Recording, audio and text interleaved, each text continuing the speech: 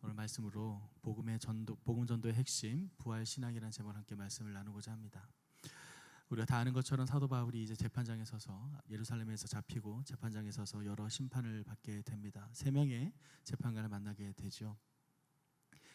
벨릭스와 베스도 그리고 이제 마지막 아그리빠를 만나게 됩니다. 이제 아그리빠 앞에서 자신이 그동안 했던 또 다른 변명을 함께 나누고 있습니다. 오늘 말씀을 통해서 하나님께서 우리에게 전하시고자 하는 복음의 핵심이 무엇인지 함께 나누고자 합니다. 오늘 본문은 크게 2단락으로 나눌 수 있는데요. 첫 번째 단락은 1절에서 8절까지의 말씀으로 부활 신앙에 대한 선포를 기록하고 있습니다. 그리고 두 번째 단락은 9절에서 12절까지의 말씀이고요. 자신의 과거를 회상하고 있는 내용을 담고 있습니다. 먼저 첫 번째 본문의 내용을 함께 나누도록 하겠습니다. 1절에서 3절까지의 말씀을 함께 읽겠습니다. 1절에서 3절입니다. 시작. 그때 아그리빠가 바울에게 말했습니다. 내 자신을 위해 변호할 것을 허락하노라. 그러자 바울은 손을 들어 변호를 시작했습니다. 아그리빠 왕이여, 제가 오늘 당신 앞에 서서 유대 사람들의 모든 모함에 대해 저 자신을 변호하게 된 것을 다행으로 여깁니다. 특히 왕께서는 모든 유대 관습과 문제에 대해 잘 알고 계시니 더욱 그렇습니다. 그러니 제 말을 끝까지 들어주시기를 간절히 바랍니다. 그가 그동안 심판을 받았던 다른 재판장들과는 다르게 아그리빠는 유대 관습에 대한 이해가 높았고, 그렇기 때문에 사도 바울은 그가 자신을 좀 더 잘 이해해 주리라 생각을 했습니다. 그래서 3절에서 읽었던 것처럼 왕께서는 모든 유대 관습과 문제에 대해 잘 알고 계시니 더욱 그렇다. 그래서 끝까지 나의 말을 들어줄 것을 간청하고 있습니다. 사도 바울은 몇 번이나 되는 자신의 변명을 통해서 자신을 변호했었습니다. 하지만 그의 변호는 끝까지 설득을 되지 못했었던 것이죠. 그래서 이번 마지막 아그리빠 왕 앞에서 사도 바울은 자신이 했던 모든 경험에 대해서 다시 한번 소상하게 이야기를 합니다. 그 소상한 이야기 가운데 4절에서부터 기록된 내용을 보면 그가 어린 시절에 어떻게 생활했었고, 또한 그러한 생활을 자신의 주위 사람들이 자신을 통해 증명을 해줄 수 있다라고 변명을 하고 있습니다. 그 중에서도 가장 중요한 핵심적인 내용이 6절에서 8절에 기록되고 있는데요. 6절에서 8절 내용을 함께 읽어보도록 하겠습니다. 시작. 그런데 제가 오늘 재판을 받는 것은 하나님께서 우리 조상들에게 약속하신 것에 소망을 두고 있기 때문입니다. 이것은 우리 12지파가 밤낮으로 하나님을 열심히 섬기면서 이루어지기를 바라던 바로 그 약속입니다. 왕이여, 바로 이 소망 때문에 유대 사람들이 저를 고소하고 있는 것입니다. 여러분은 왜 하나님께서 죽은 사람을 다시 살리신다는 것을 믿지 못할 일로 생각합니까? 지금 재판을 받는 이유에 대해서 설명을 합니다. 그동안 자신이 어린 시절부터 바리새파에서 엄격한 훈련을 받고 율법 교육을 받았는데, 그럼에도 불구하고 내가 이 소망을 전하지 않을 수 없는 이유, 내가 지금 이 이야기를 하지 않을 수 없는 이유를 지금 6절에서 8절 그 사이에 이야기를 하고 있습니다. 그것은 무엇인가요? 바로 우리 조상들에게도 약속했던 그 소망, 바로 부활에 대한 소망입니다. 그 부활은 다른 부활이 아닌 예수 그리스도로 말미암는 부활입니다. 당시 바리새파 사람들도 부활에 대한 소망은 있었습니다. 사두개인들이 부활에 대한 소망이 없었죠. 하지만 그 당시 바리새파 사람들이 가지고 있던 부활에 대한 소망은 예수 그리스도로 말미암는 소망이 아니었습니다. 그들은 그저 하나님께서 죽은 사람을 살릴 것이다 라는 구체적이지 않은 추상적인 부활에 대한 소망을 가지고 있었죠. 하지만 지금 사도 바울이 전하고 있는 이 부활에 대한 소망은 예수 그리스도로 말미암는 소망을 뜻합니다. 그렇기 때문에 바리새파 사람들에게 핍박을 받았고 사두개인들에게는 원래부터 인정을 못 받았었죠. 그가 지금 말하고 있는 소망, 바로 12지파가 밤낮으로 하나님을 섬기면서 이루어지길 바랬던 바로 그 소망. 사실 우리가 믿음의 장 히브리서 11장에 보면 여러 믿음의 조상들이 어떻게 살았는지를 기록하고 있는데요. 그 기록을 자세히 보면 그들은 믿음으로 하나님의 소망을 바라봤다라고 이야기를 합니다. 그들은 실제 그들의 삶 가운데서 예수 그리스도의 형상을 보지 못했습니다. 예수 그리스도가 어떻게 나타날 것인지 그 이름을 듣지도 못했습니다. 하지만 그들은 믿음으로 하나님께서 주시는 그 계시를 통해 앞으로 어떠한 일이 일어날지에 대한 산 소망을 붙들었다라는 사실입니다. 지금 사도 바울이 말하고 있는 12지파가 밤낮으로 하나님을 열심히 섬기면서 바랬던 그 소망이 지금 예수 그리스도를 통해 드디어 나타났다라는 것을 변호하고 있는 것이죠. 그리고 바로 그 소망 때문에 다른 유대인들은 그것을 받아들이지 못해 지금 나를 고소한 것입니다. 그러면서 이어지는 8절 말씀에 이렇게 기록하죠. 여러분은 왜 하나님께서 죽은 사람을 다시 살리신다는 것을 믿지 못할 일로 생각합니까?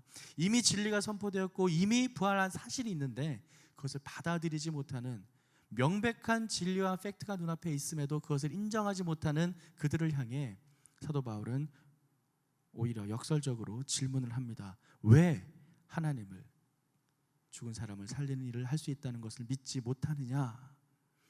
똑같은 사실과 진리와 팩트가 있다 할지라도 그것을 바라보는 사람의 관점과 시각에 따라서 달라진다라는 것을 볼 수 있습니다. 사랑하는 성도 여러분, 여러분은 어떤 하나님을 믿고 계신가요? 그 당시 유대 지도자들과 종교 지도자들도 하나님을 믿었습니다. 그래도 여호와 하나님을 알았습니다. 구약의 율법을 알았고 그들의 전통과 관습과 율법에 따라서 그들이 따르고 존경할 만한 말씀들이 있었습니다. 그럼에도 그들은 예수 그리스도를 몰랐습니다. 그리고 예수 그리스도를 보내신 하나님의 진심, 그 본의를 깨닫지 못했다는 사실입니다. 그래서 사도 바울이 질문합니다. 왜 하나님께서 죽은 사람을 다시 살리신다는 것을 왜 믿지 못하느냐? 다 같이 경험하더라도, 다 같이 보더라도 누군가는 믿고 누군가는 믿지 못합니다. 여러분은 어디에 서 계십니까? 행여 나는 내가 믿고 있는 하나님을, 우리가 알고 있는 하나님으로 믿는 것이 아니라 그저 내가 만들어낸 나의 하나님으로만 믿고 계시지는 않습니까? 제가 중고등학교 때 많이 했던 기도인데요, 기도를 하면서 제 안에 궁금증이 있었습니다. 내가 정말 하나님께 기도하는 게 맞나? 내가 정말 모든 사람들이 믿는 그 하나님께 기도하고 있는 것이 맞는가? 나는 내가 만들어낸 하나님에게 예배하고 있는 게 아닌가라는 그런 두려움이 언젠가 저를 엄습했습니다. 그래서 그때 기도할 때마다 이런 식으로 고백을 했어요. 하나님, 저를 도와주십시오. 하나님께 기도합니다. 그런데 그 하나님 말고요, 모든 사람들이 인정하고 예수 그리스도를 믿는 그 하나님, 모든 사람들이 따르는 그 공교의 하나님, 그러면서 내가 믿는 하나님이 정말 그 하나님인지 두려움이 있었던 것이죠. 여러분은 어떠신가요? 내가 믿는 지금 하나님, 내가 따르고 있는 그 하나님의 말씀이 정말 모든 사람들이 믿는 정말 공의의 하나님, 여호와 하나님의 말씀을 따르고 계신가요? 아니면 내가 원하는 대로 만들어낸 나의 하나님, 내가 듣기 좋아하는 그 말씀을 선포하는 그 하나님의 말씀을 따르고 계신가요? 사도 바울을 지판했던 그 당시에 많은 종교 지도자들 또한 하나님을 믿고 따랐습니다. 그들은 그들의 하나님을 따랐습니다.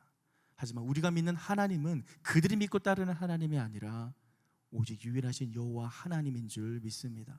또한 사도 바울은 지금 바로 그 하나님께서 예수 그리스도를 통해 우리에게 부활의 소망을 주셨다는 것을 다시 한번 이야기하고 있습니다. 여러분은 어떤 하나님을 믿고 계신가요? 내가 만들어낸 나의 하나님을 믿고 계신가요? 아니면 정말 우리에게 산 소망을 주시고 죽음에서 생명을 주신 부활의 예수 그리스도를 보내주신 그 하나님을 믿고 계신가요?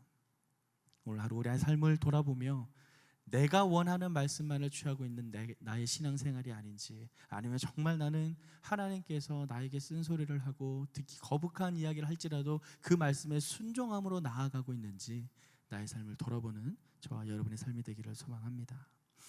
이어서 두 번째 단락을 함께 살펴보겠습니다. 두 번째 단락입니다. 9절에서 10절까지의 말씀을 함께 읽겠습니다. 시작. 저도 한때는 나사렛 예수의 이름을 반대하기 위해서라면 무엇이든 다 해야 한다고 확신했던 사람입니다. 제가 예루살렘에서 했던 일이 바로 그런 일입니다. 대제사장들의 권한을 받아 많은 성도들을 감옥에 가두었고 그들이 죽임을 당할 때 찬성했습니다. 저도 한때는, 누구나 믿는 사람들에게는 과거가 있습니다. 믿었던 시점을 기준으로 해서 믿기 전과 믿기 후의 삶이 있죠. 지금 사도 바울도 바로 그 이야기를 하고 있습니다. 저도 한때는 예수 그리스도를 알기 전에는 나도 이러이러한 삶을 살았다. 이런 이야기를 하는 이유가 무엇일까요? 바로 지금 당신들도 예수 그리스도를 모르기 때문에 지금 나에게 이러한 핍박과 오해와 재판을 하는 것이다. 당신들도 정말 예수 그리스도를 인격적으로 만난다면 이러한 나의 모습을 이해할 것이다. 왜냐하면 나도 한때는 당신들처럼 그렇게 했었기 때문이다 라는 것으로 자신의 이야기를 이끌어내고 있습니다. 저도 한때는 나사렛 예수의 이름을 반대하기 위해서라면 무엇이든 다 했던 사람이다. 사람을 잡았고 또 대제사장의 권한을 받아서 감옥에 가두고 또 죽음을 찬성했던 사람이다 라고 아주 구체적으로 이야기를 합니다. 사랑하는 성도 여러분, 여러분의 과거는 여러분이 예수 믿기 전에는 어떠한 모습이었나요?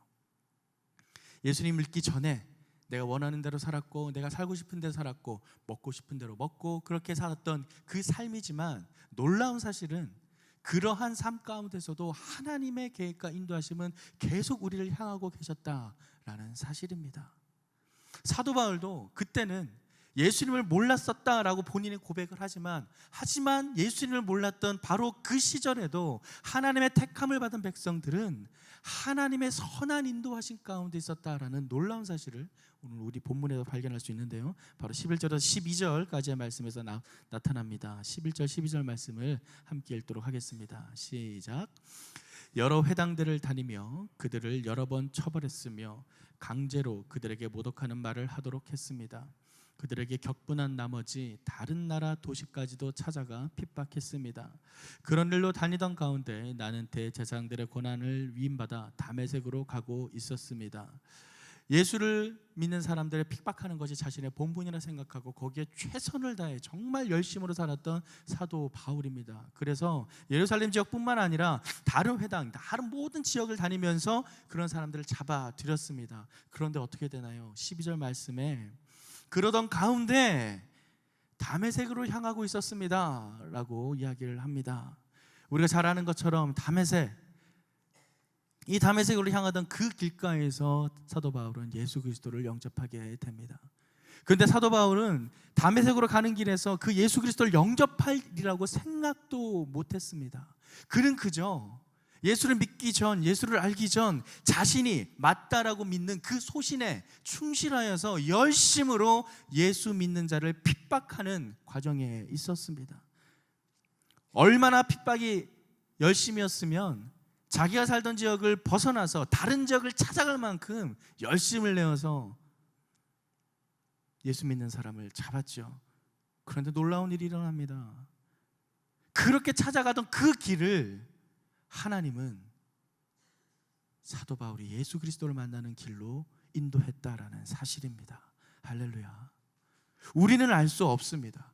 우리는 어떻게 하나님의 은혜를 경험하게 되는지, 어떻게 하나님께서 우리의 선하게 이끌어 가시는지 우리는 알 수 없습니다. 우리는 그저 나의 삶의 눈앞에 보이는 것에 최선을 다해 열심히 살아갈 뿐입니다. 그런데 놀라운 것은 그런 상황을 하나님께 선택받은 백성들은 하나님의 가장 놀라운 섭리 가운데 선한 길로 인도함을 받는다라는 사실입니다. 사도 바울은 예수를 잡으러 가는 길이었습니다. 하지만 그 길이 하나님의 은혜로 말미암아 사도 바울이 예수님께 사로잡히는 길이 되었다라는 사실입니다. 사랑하는 성도 여러분, 우리가 생각하는 하나님의 목적, 우리가 생각하는, 내가 생각하는 하나님의 비전은 나의 생각과는 전혀 다를 수 있습니다.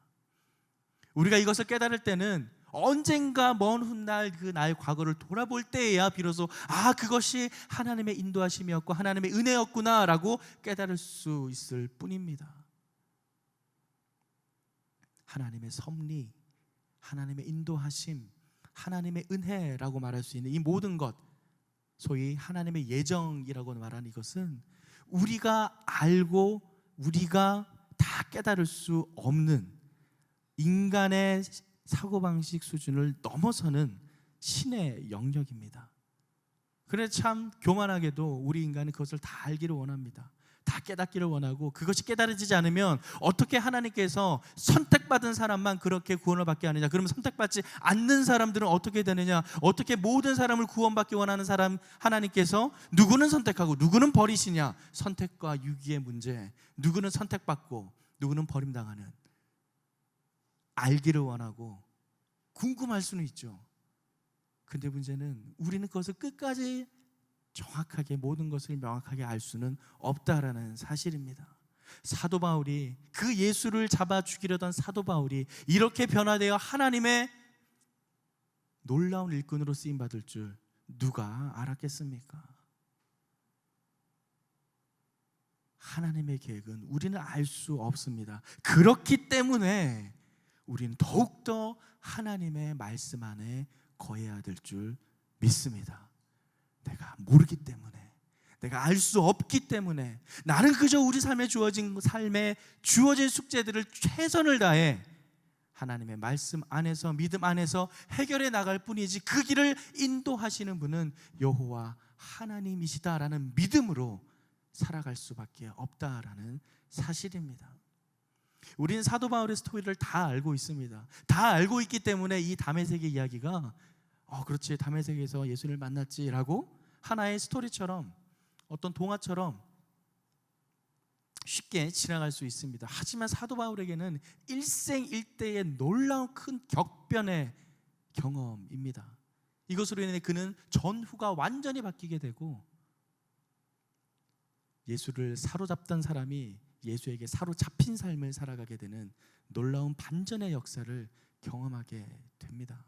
사랑하는 성도 여러분, 우리의 삶을 인도하시는 분은 오직 여호와 하나님 한 분뿐인 줄을 믿습니다. 내가 어떠한 길을 걸어가든 어떻게 최선을 다해 살아가든 그 길을 인도하시는 분은 여호와 하나님 한 분뿐이십니다. 예수를 믿는 사람을 잡으러 가던 사도 바울이 그 길에서 오히려 예수 그리스도께 사로잡힌 바 되어 하나님의 종이 되었다는 이 놀라운 사실은, 하나님의 길은 우리가 도저히 알 수 없다는 것을 반증해 줍니다. 우리가 읽은 본문처럼 사도 바울은 그저 예수 믿는 자들을 잡으러 다메섹으로 갑니다. 하지만 그 다메섹의 길을 하나님의 은혜의 길로 바꾸신 분은 바로 오직 유일하신 여호와 하나님 한 분입니다. 그렇기 때문에 아까 우리가 8절에서 사도 바울이 질문했던 것처럼 바로 그 하나님께서 사람을 살리신다는 것을 왜 못 믿느냐? 인간의 생각에 사로잡혀 있기 때문이죠. 나의 논리에 사로잡혀 있기 때문이죠. 나의 사고방식과 나의 경험과 나의 지식에 사로잡혀 있기 때문에 하나님을 말로는 믿는다 하면서도 끝끝내 마음으로 받아들이지 못한다라는 사실입니다. 우리의 삶이, 저와 여러분의 삶이 입술의 고백으로만 끝나는 하나님 신앙이 아니라 진정 마음으로 믿어 삶 가운데 행함으로 나타내는 진정한 여호와 하나님을 믿는 예수 그리스도의 진리를 따르는 삶을 살아가기를 간절히 소망합니다. 오늘 하루 바로 그 진리의 길 가운데 사도 바울을 사로잡은 예수님의 놀라운 사랑이 우리의 삶을 사로잡는 경험을 하는 저와 여러분의 삶이 되기를 주님의 이름으로 축원합니다. 이 시간 함께 기도하겠습니다. 이 시간 함께 기도할 때 주님, 사도 바울을 만난 예수 그리스도를 우리 또한 경험하기를 소망합니다. 주님께서 우리의 길을 이미 인도하고 계시고 나의 삶 가운데 이미 역사하고 계신다는 것을 믿음으로 고백하며 나아가오니 아버지 하나님, 나의 삶 가운데 이미 역사하신 하나님의 놀라운 은총을 믿음으로 바라보고 여호와 하나님만을 따라는 예수 그리스도의 말씀에만 순종하는 우리의 삶이 되게 하여 주시옵소서. 우리의 삶을 주님께 올려드리며 간절한 마음으로 함께 기도하겠습니다.